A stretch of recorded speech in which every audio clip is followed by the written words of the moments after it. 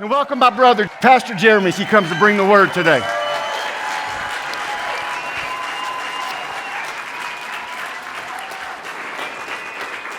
Thank you. Today, there is a way that I pinpoint or describe where a person is in their walk with Christ. There is a way that I gauge it. Now, there are some people, whose walk with Christ, they don't really have one. Okay? They more have a relationship with church, not the Lord. I know that sounds funny, but it's true. But there is a word that I like to use called the wilderness. For anybody that's been in church long enough and had good teaching and studies, you know a little bit about the wilderness. Jesus went to the wilderness. The Israelites went to the wilderness. There's a wilderness phase. Because the way that I see it, there's the prophecy, there's the process, then there's the promise. In the middle, the process, I like to call it the wilderness. The wilderness. And anyone who is on a true walk with the Lord is going to have to face the wilderness. You have to. There's no way to get around it. So, the way that I gauge people in their walk is you are either getting ready to enter into the wilderness, you are in the wilderness, or you're getting ready to come out of the wilderness and into promise. That's how I gauge where people are. So if you want to say, well, Jeremy, how do you see where people are with their walk with the Lord? That's how I see it.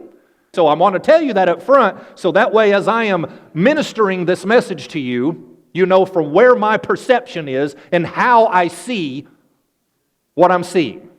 You with me so far? In order to get to the promise, you must first go through the wilderness. You like my wilderness picture?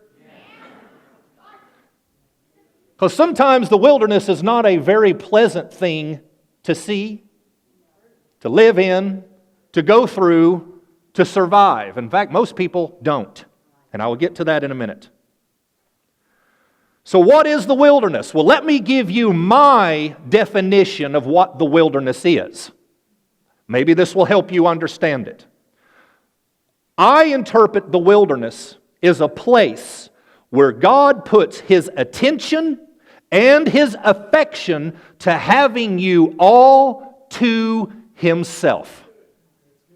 That's the way I view it. Because that is the place where He begins to start dealing with your issues. He begins to start dealing with your crutches. He begins to start dealing with your baggage. It's the place where He starts to deal with your insecurities. The things that prop you up in life. He begins to deal with the things that you have trusted in out of fear. You would be surprised. He gets you to a place where you are solely and completely dependent on Him alone. This is the beauty of the wilderness. But I've got to put it out there. There's always got to be a but in the way.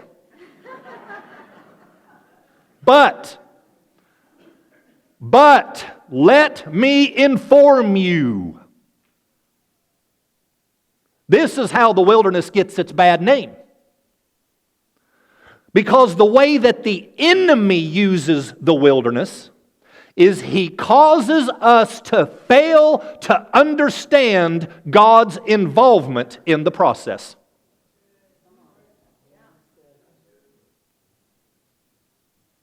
That's where the enemy's at, in the wilderness. See, God's trying to make you all to Himself. The enemy is trying to get you to see God's lack of involvement in it. Are you following me? This is going to help you if you see a lot of people, they just walk their walk, but they don't even understand the walk. I mean, if you don't understand the walk, how do you stay on it? You're like a ship in the sea, just tossed to and fro. The wilderness is where God tries to get you all to Himself. And the enemy is there to get you to fail to understand that God is even involved in that process. I've said it 3 times. You've got to get it. You've got to get it.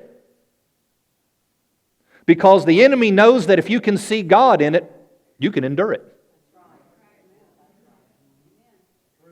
If you can see God in it, then you can get to the place where the devil can't steal your hope. And it doesn't matter what he throws at you. If you can see God in it, then you'll actually begin to see the fruit that's actually being produced in your life, if you can see God in it. If you can see God in it, you'll begin to see that there's actually character beginning to develop in you, if you can see God in it. But guess what? The enemy is doing, making sure you don't see Him in it. That's what he does in the wilderness.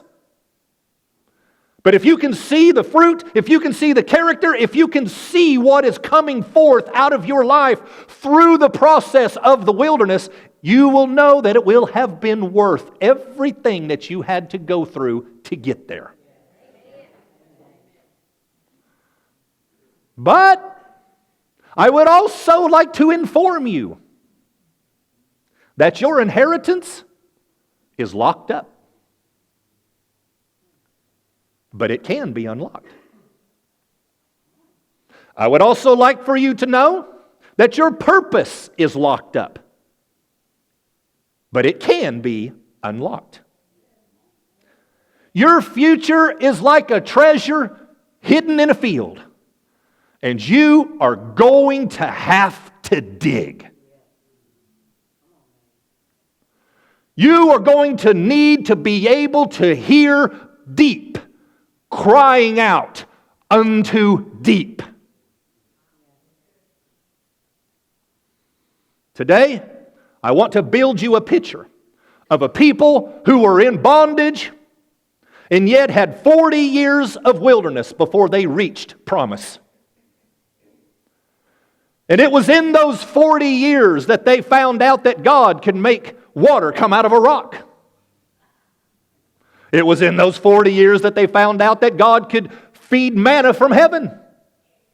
It was in those 40 years that they found out that He was a cloud by day and a pillar of fire by night.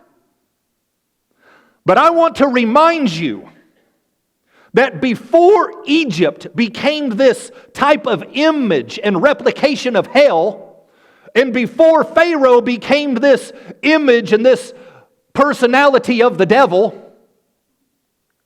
Pharaoh and Egypt were salvation for Israel before that happened. Did you know that? See, before Israel was a nation, Israel was just a family. And before Israel was a family, Israel was just a man.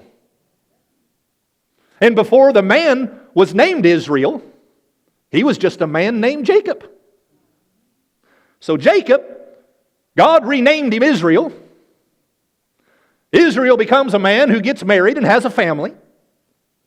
And they're a family that is now becoming a nation. How was that? Was that good? But before they were a nation that was mighty before the Lord, they were just a family. And they were in a famine and on the verge of going to die. And were in great need of a miracle in their life. But what was so cool is that they were actually rescued by the faithfulness of a man by the name of Joseph, Jacob's son. That even though the enemy tried to take him out in the wilderness, God used the wilderness to prepare him to come into a place of influence and authority.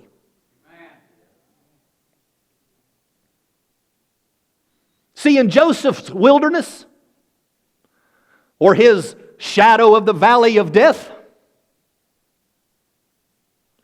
he had to endure the process of the pit. The pit. That's where his brothers rejected him, took him out, threw him in a pit, took his coat, put blood on it from a dead animal, took it home to his daddy, said, he's dead. They were not planning on him coming home. He had to endure that pit. Somebody came along, found him, pulled him out of the pit, took him to Egypt, where he began to serve as a servant. And while he was serving, the Pharaoh's wife made a pass at him. He didn't act on it, so she tells the Pharaoh that he made a pass on her. Had to endure that too. So what happened? Now he has to endure being thrown into prison for something he didn't even do. And while he has to endure the prison, he also has to endure the process of interpreting other people's dreams while his dreams are completely forgot about while he's in prison. But you know what? He endures the process. He endures the process. And because he endures the process, he inherits a seat of authority, and out of that seat of authority and influence, what happens? He saves his family. Wow! It don't get much better than that. But he had to endure the wilderness. So remember, Egypt was salvation for Israel. My question is how in the world did salvation become bondage?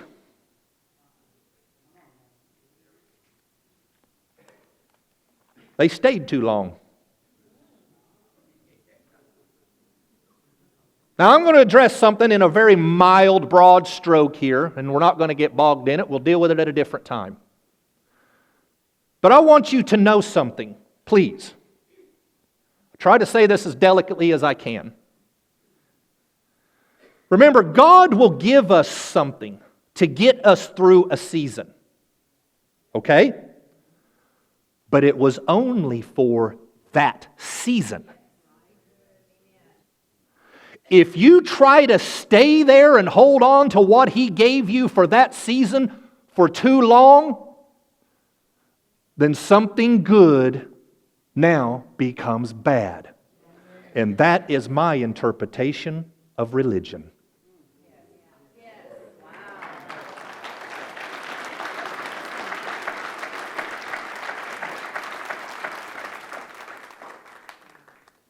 So Egypt was bondage. The wilderness was the process, and the land of Canaan, that was the promise.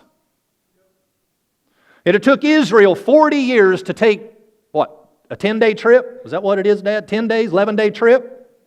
Took them 40 years. Israel's zigzagging through the wilderness, wondering why they're never getting into the promised land, not understanding that what God was wanting is He was wanting to not just get them out of Egypt, but He wanted a people all for Himself. They didn't see that. He wanted them for Himself. And so you find yourself getting into those places and into those situations in your life where you understand that part of the reason that you're in the wilderness is not because God left you, even though that's exactly what it feels like. Think about it. Now this is going to hit some people. You go through the wilderness and you really think that God has left you, but that's not what He's done. Because actually what He's given you is what your silly little prayers were asking for. God, whatever it takes. Whatever it takes, God, I want to get where I'm right with you. Save me, help me, free me indeed. Whatever it takes, God. Hallelujah. Whatever it takes for me to become the man you called me to be. And whatever you've got to take away from me. And whatever I've got to go through. And you know what God's doing? He's sitting up there. He's writing all this down.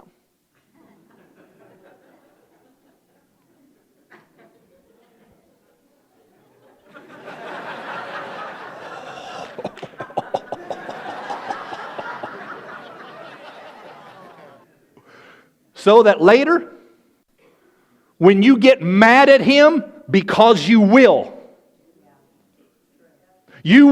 get mad at Him. All He's doing is giving you exactly what you asked for.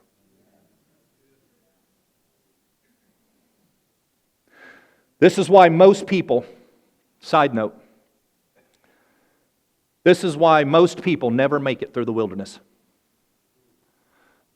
They go into the wilderness expecting to have all of the feelings and sensations and encounters that they had when they got saved. When they go into the wilderness, it's dry, you're alone, it feels as though God has forsaken you and abandoned you. And over a certain amount of time, you begin to say, church is stupid, this is stupid, this stinks, I hate it, it's nothing, I'm just going through this, it's like nothing but a religion, and I'm sick and tired of it, and I don't want nothing to do with it anymore. It's year after year I've stayed committed and nothing is changing. Why? Because the devil did his job, which was what? To get you to not see God's process.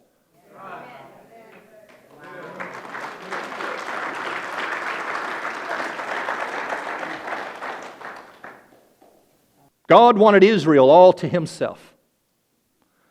He wanted a people called by His name. He wanted a people that were great because of their God, not because of their exploits. He wanted a people that was great not because they had a plan. He wanted a people that was great, and it wasn't because they knew how to grow a church. He wanted a people that was great because they knew how to learn to be a holy people, as He is holy, and be absolutely dependent on the power of God. So Israel in this story is getting ready to go into Jericho. Now Jericho represents the last piece of the wilderness phase for them. Now there's other battles that they face, but Jericho's the big Cahonia. That's the big one. That's the one that sets things in place. It pushes them into the next season, and I think that's where some of you are now, on the verge. But I know the wilderness is hard. Most don't make it through the wilderness. A lot of our comrades and brothers and sisters in the kingdom decided to go back to Egypt. They didn't like the wilderness. The enemy did his job. They gave up and left, refusing and able to see God's involvement in the process, and so they aborted the mission.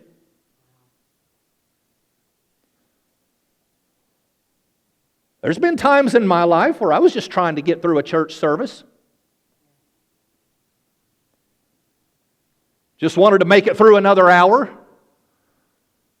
Slipping out of the service and sitting in my car crying because I was so engulfed in frustration and torment, lack of understanding.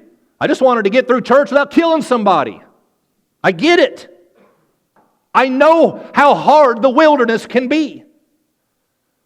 But I also know that I'm beginning to feel such a fresh breath of expectation beginning to rise up inside of me too. I feel such a sense of an awakening that is here. I sense that something is going to happen that is even bigger and larger than the stories of old. As God is about to visit us with a new season. Does anybody have faith for that? Yes. Believe we're going to be moving into a time where it's actually normal for people to get healed instead of abnormal. I believe we're going to be into a place where it's normal for people to be delivered instead of something weird. Moving into a time where it's normal for supernatural things to be taking place. I know that right now I have a greater faith when I lay hands on people to pray for healing than I have ever felt before in my life. I'm beginning to expect things. That when I ask who's getting healed, I'm like really asking, well, who's not going to want to be living in fear anymore? You know, who's not going to want to be having this adulterous affair anymore? And who's going to be tired of pornography by the time this service is over? And by the time this service is over, who's going to have a change of mindset? And whose suicidal thoughts going to have to run and jump out the door and get out of your life?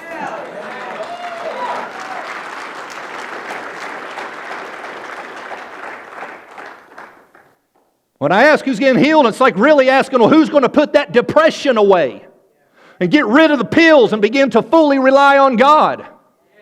I feel like we're going to be moving into a promised land. But listen, there's more to this story. Jericho was securely shut up. Listen to this thought. The reason the enemy is fighting your access into the territory that God has promised you is because he knows you will initiate a level of disruption to the kingdom of darkness that the modern church has never seen before.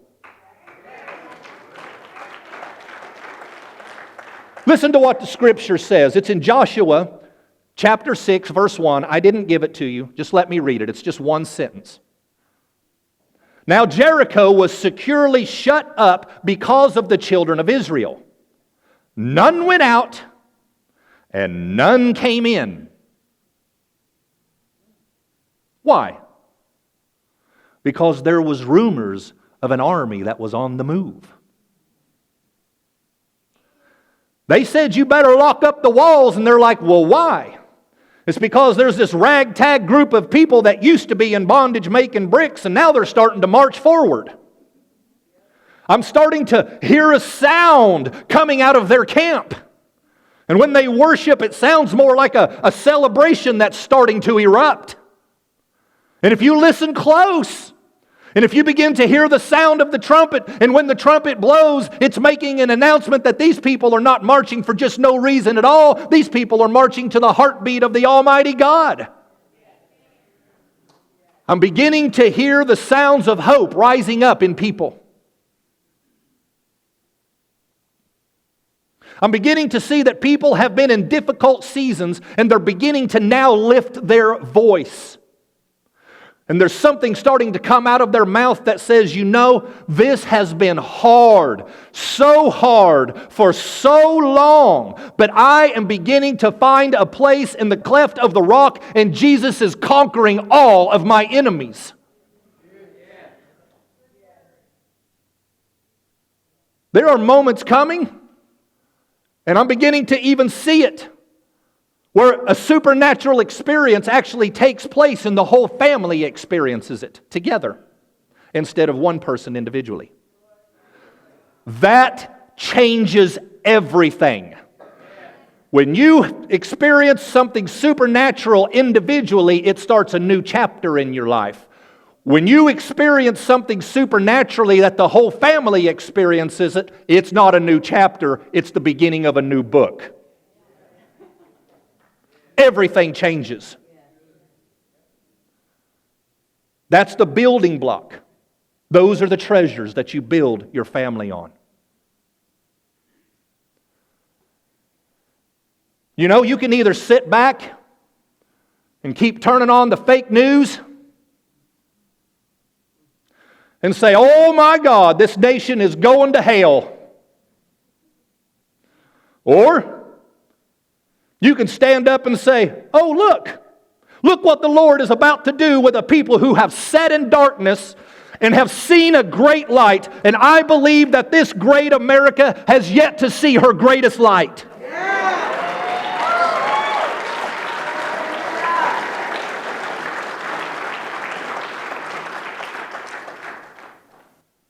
You know, the reason you're locked out and the reason that it seems like your future is locked up is because oftentimes the enemy has a greater revelation of your potential than you do.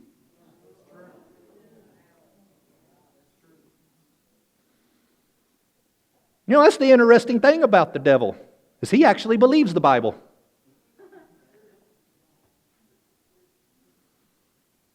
I mean, there's two things. First of all, he knows the Bible, and it's obvious that most of us don't.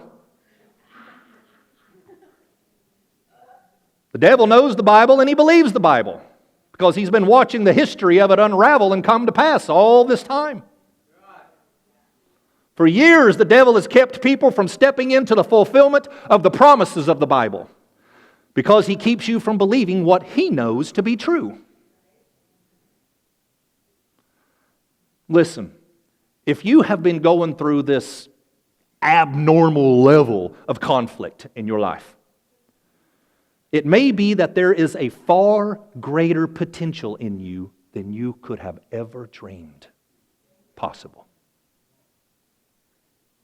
I can look back over my life, and I can remember how much attack I was under now that I realize what was happening. But look at it like this. It's a neat way to see it. There is a lot more people on the earth than there has ever been before. But there's not more demons. Okay? So people are multiplying and demons are not. So if you got 4 paying attention to you, then that means that the devil had to take some off of somebody else. You might just be one bad joker and you don't even know it. I mean, the enemy had to put reinforcements around you because oftentimes he has a greater revelation of you than you do.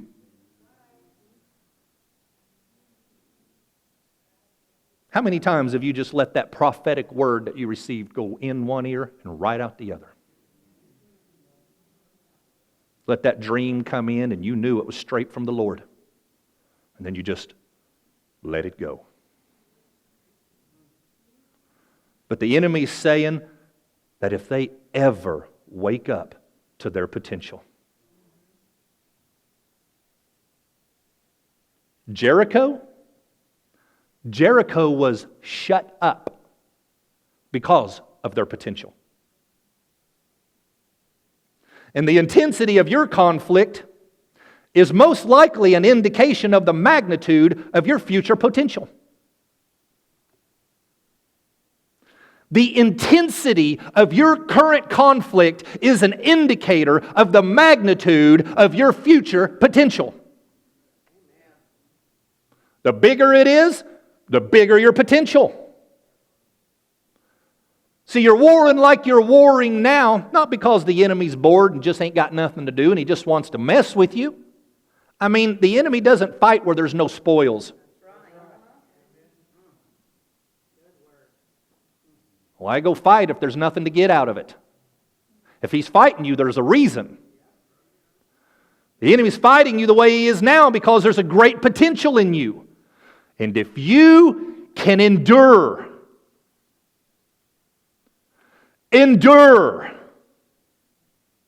with a sense of what is on the horizon, you hold on to whatever you've got to hold on to for that season, then you will quickly begin to move into some fresh demonstration. I believe that. Very quickly, you will begin to move into some freedoms from bondage. You will begin to move into some revelation very quickly, and you will begin to move into some breakthrough in your life. But you must endure the wilderness to get to promise.